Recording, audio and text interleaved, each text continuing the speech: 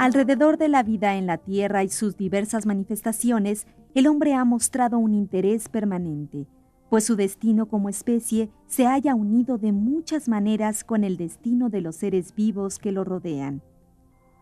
En respuesta a esta inquietud, el ser humano a lo largo de su historia se ha planteado múltiples explicaciones desde puntos de vista tan disímbolos como el arte, la religión y la ciencia. En el terreno científico, ha creado una herramienta cuyas características le ayudan a comprender los orígenes, las particularidades y el desarrollo de los seres vivos dentro del planeta. A esta herramienta, el hombre le ha llamado biología.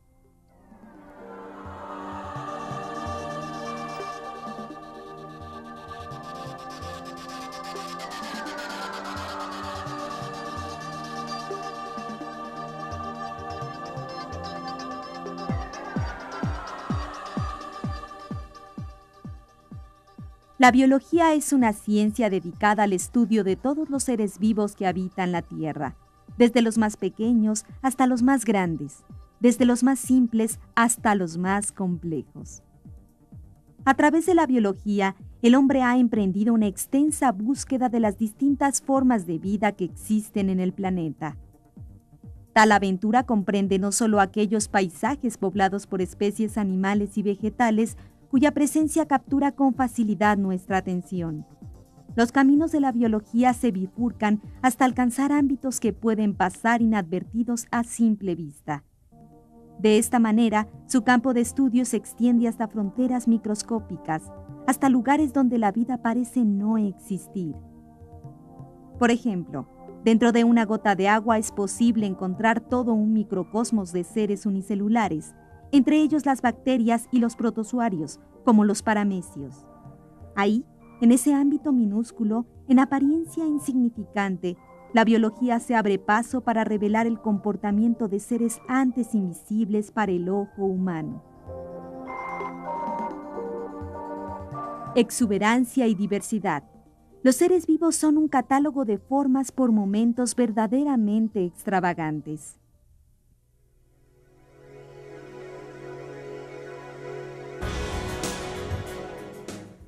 Aunque su apariencia indique lo contrario, el coral no es una roca, sino un organismo vivo cuyo alimento proviene de pequeños invertebrados y huevos de peces capturados por los tentáculos de este inusual ser.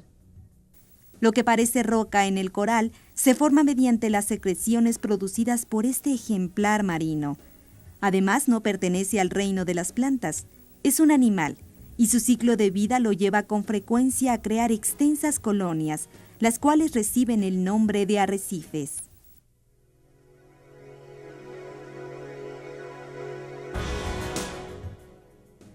Como puede apreciarse, la vida en la Tierra puede ser sorprendente, y más si se consideran los miles de millones de especies que han habitado desde la noche de los tiempos este rincón del cosmos.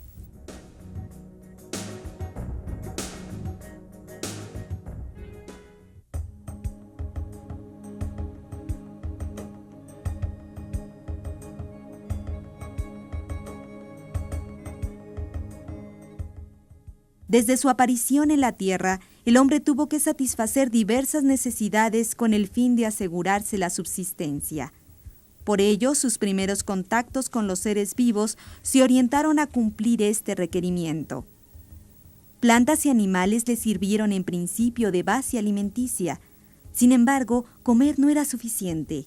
La vida misma le exigía protegerse de otros factores, los cuales amenazaban su existencia. Tal vez por esta razón, el ingenio condujo al hombre a descubrir diferentes usos en los seres con que compartía el mundo. El ser humano necesitó protegerse de las inclemencias del clima. Entonces aprendió a cubrir su cuerpo con las pieles de los animales muertos. Aprendió a protegerse del frío y del calor, de la lluvia, de la nieve, de la intensidad del sol. El reino animal y el reino vegetal le dieron sustento. Se convirtieron en herramientas indispensables para sobrevivir.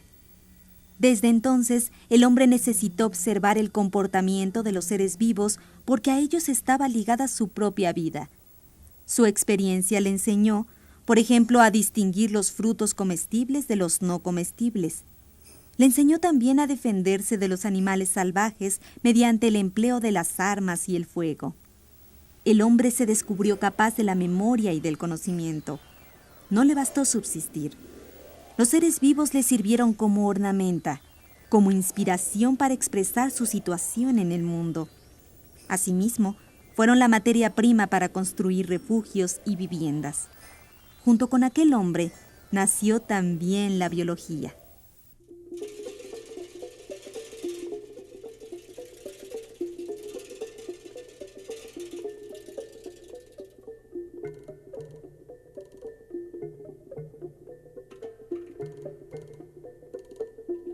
Poco a poco el animal humano fue encontrando su lugar en el mundo.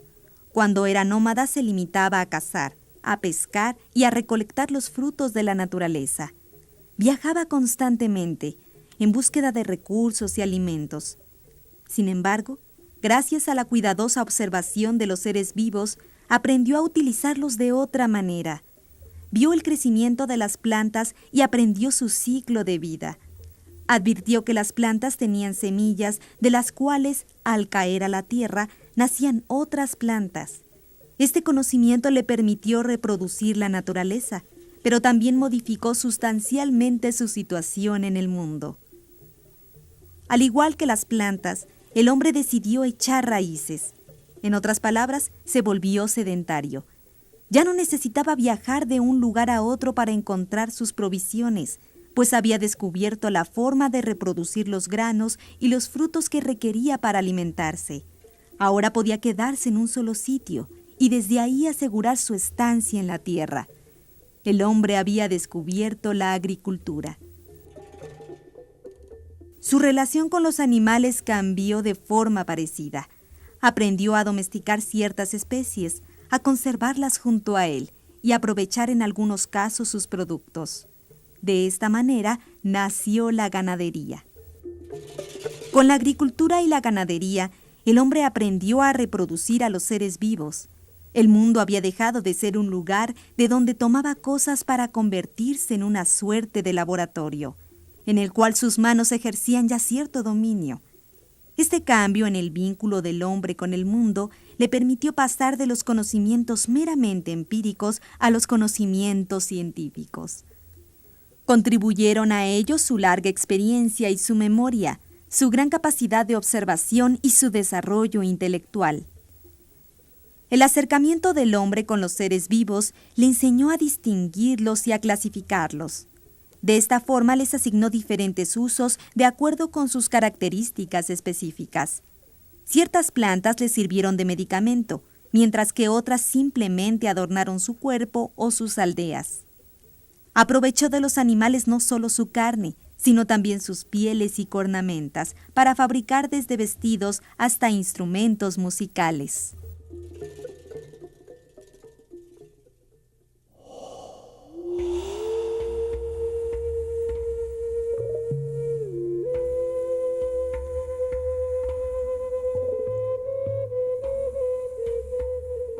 Los primeros datos sobre el estudio de la vida desde un punto de vista científico provienen de la civilización griega. Aristóteles, uno de los pensadores más importantes de la Grecia antigua, se interesó en forma particular por la clasificación de los seres vivos. Sus esfuerzos se orientaron a ordenar y agrupar a las plantas y a los animales según sus características. Se concentró primordialmente en el estudio del reino animal. En torno de este tema, escribió el libro titulado La historia de los animales, por el cual se le considera el fundador de la zoología. Dentro de esta obra, planteó clasificaciones basadas en las diferencias y semejanzas de los seres vivos. Así distinguió, por ejemplo, a los animales que tenían sangre de aquellos que no la tenían, y a los ovíparos de los vivíparos. También ordenó a los seres vivos de acuerdo con su simplicidad y complejidad, y los agrupó en una escala a la cual llamó escala nature o escala natural. En la escala natural, Aristóteles colocó en primer lugar el suelo, aunque no es un ser vivo. Después puso a los organismos más pequeños y simples, y a partir de ellos construyó un orden donde seguían los seres más grandes y complejos hasta culminar con la especie humana.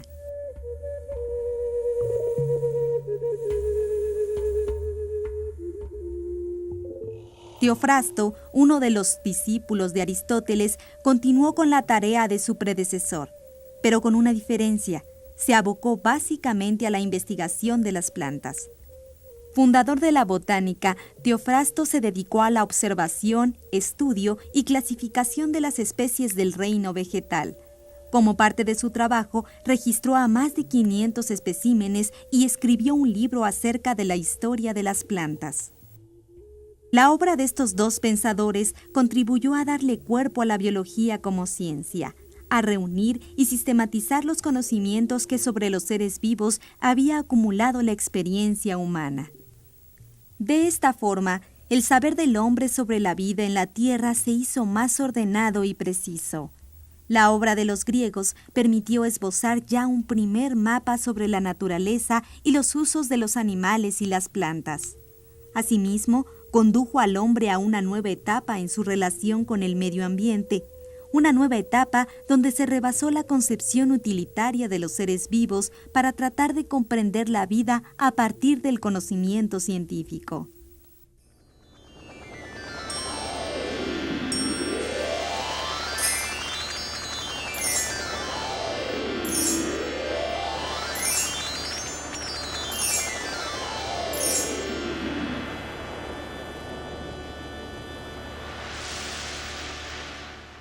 Como puede apreciarse, entre el hombre primitivo y los griegos existen muchas diferencias sobre el conocimiento de los seres vivos.